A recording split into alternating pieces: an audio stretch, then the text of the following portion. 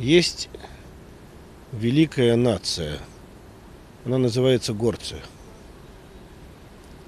Может быть, от того, что с детских лет дети знают три вещи. Самая красивая на свете женщина – это мама. Самый сильный мужчина – это папа. А видят они перед собой самое великое или величественное – это горы. И все три этих понятия дают изначальный толчок к тому, что мужчина рождается не малышом, не мальчиком, но мужчиной вообще.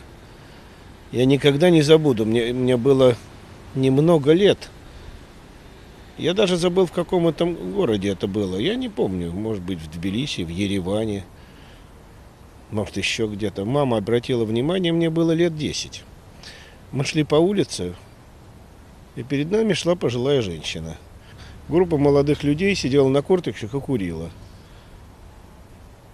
И, повторяю, впереди шла вот эта пожилая женщина. Они все встали, спрятали сигареты за спину, подождали, пока она прошла мимо, и сели на корточки и стали курить дальше. Наверное, этому нельзя научить. Это впитано с молоком матери. Это высокое уважение к женщине, как к продолжательнице рода, но это уважение мужчины. В горах должно быть одно эхо. Одно. Это когда отец зовет сына или жених зовет невесту. Нельзя, чтобы в горах было эхо от выстрелов.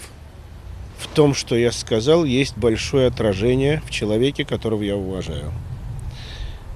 Президент Республики Ингушетия – горец. Он мужчина.